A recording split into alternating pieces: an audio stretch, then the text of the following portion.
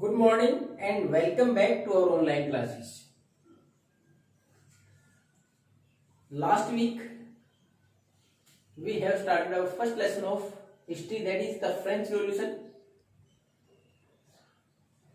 Till now we have discussed about different topics, how it happened, what were the impact of this revolution on the society, and how other countries were inspired. What are the different things which are taken from that revolution by different countries, and why the condition of revolt happened in France. Today we are going to discuss about the reign of terror and during the period of 1793 to 1794.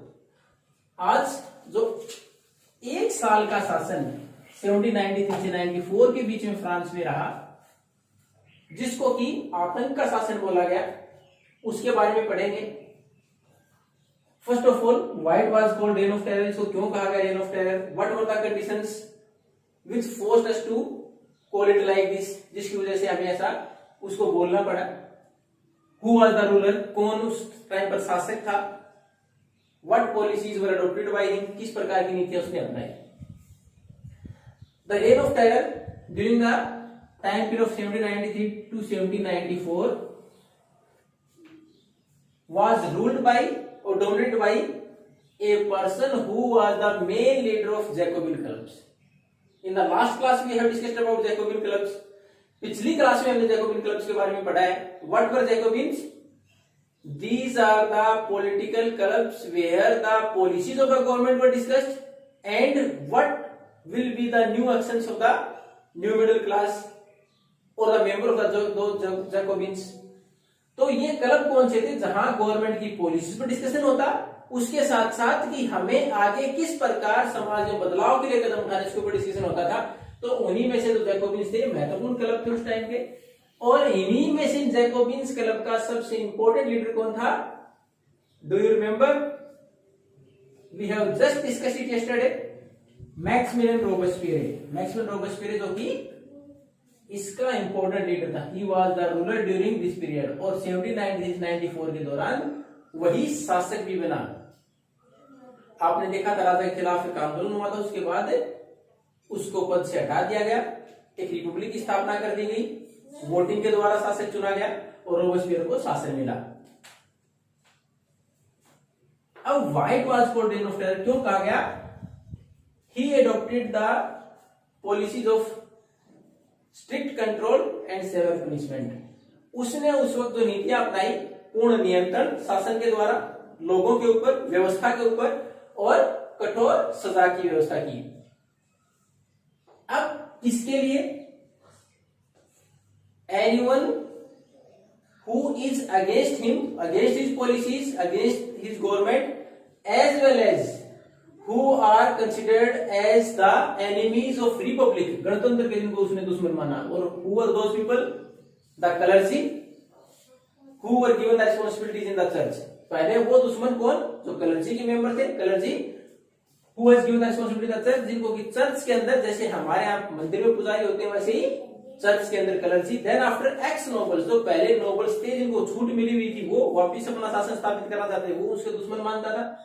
Then after the leaders of opposition parties, उसके बाद विपक्षी party के जो नेता थे उनको भी वो अपना दुश्मन समझता था. Then after someone who is going to criticize or who is not agree with his policies within his party, उसकी पार्टी में जो लोग उससे सहमत नहीं होते तो वो उनको भी अपना दुश्मन कंसिडर करता था. And what he did with them, और उनके साथ उसने किया क्या जिसकी वजह से उसको रेन ऑफ टेरर बोला गया? They were tried by a court. एक कोर्ट के अंदर उनके ऊपर केस चलाया गया. Then after, if the court found them guilty, अगर कोर्ट ने उनको डिक्लेयर कर दिया कि ये दोषी हैं, they were guillotined. अब what is guillotine? ये क्या है? It is a device. एक ऐसा यंत्र था with two poles, जिसके की दोनों तरफ ऐसे पोल, and the upper pole is with a blade. ऊपर एक ब्लेड लगी होती थी. Someone who is declared guilty by the court, his head was put into that device, उसके अंदर उसका सर रखा जाता है, and the blade was left from the top, उसके ऊपर से ब्लेड को छोड़ दिया जाता एंड बी हेडेड, उसका सर अलग कर दिया जाता।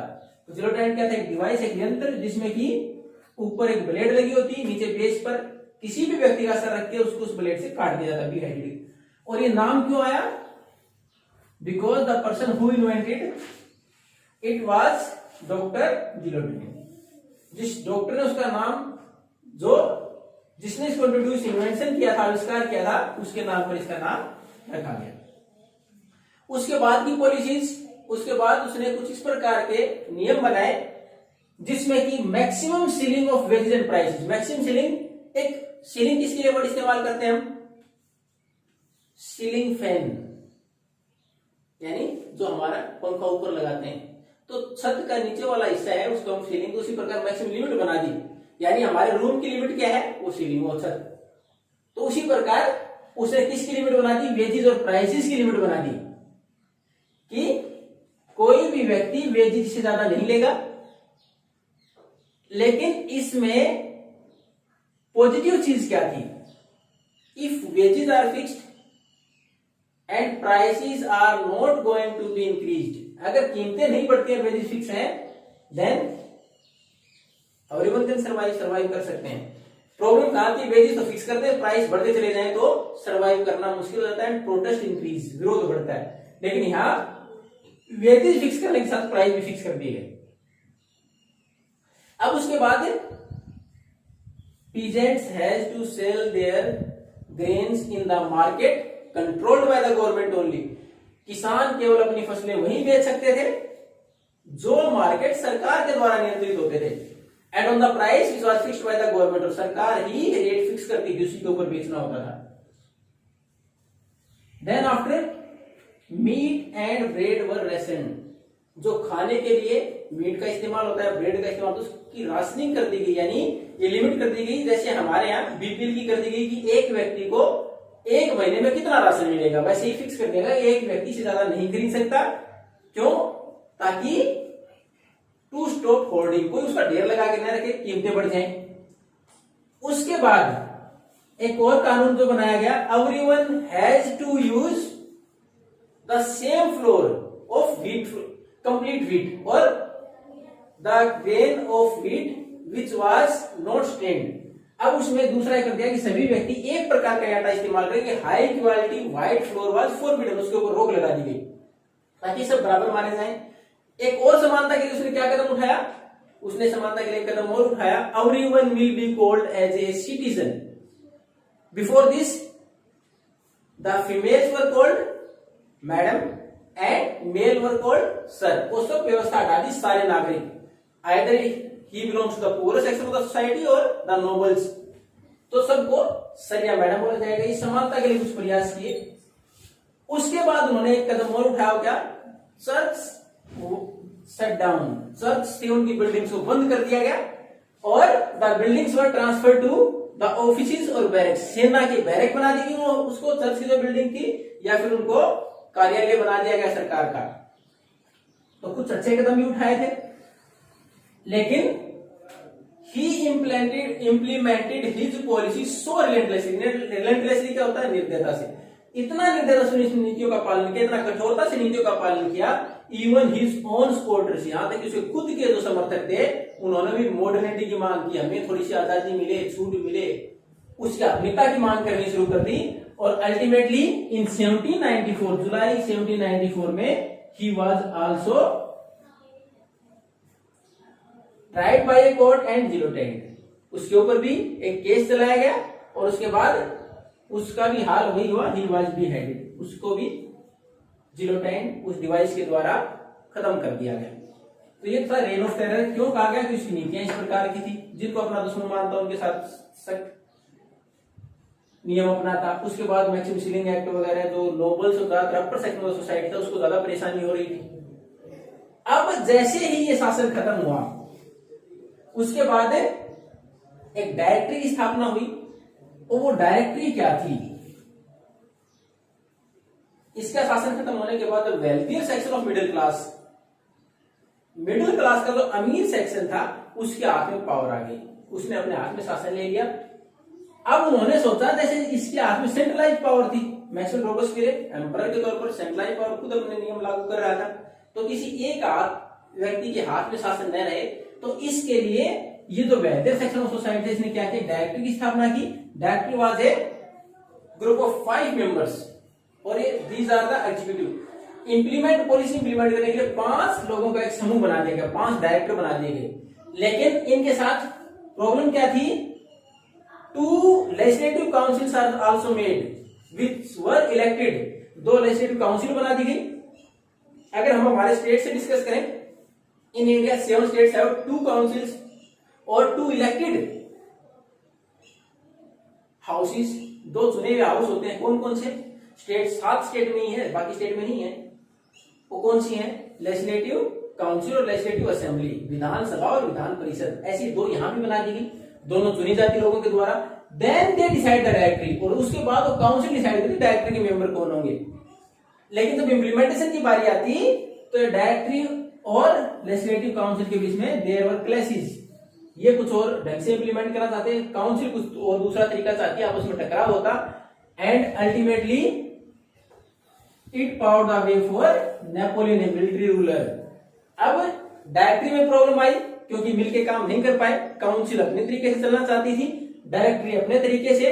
अल्टीमेटली जो एक मिलिट्री डिक्टेटर के तौर पर नेपोलियन था, उसको मौका मिला और ही गॉट द रूल, उसने शासन के ऊपर कब्जा कर लिया।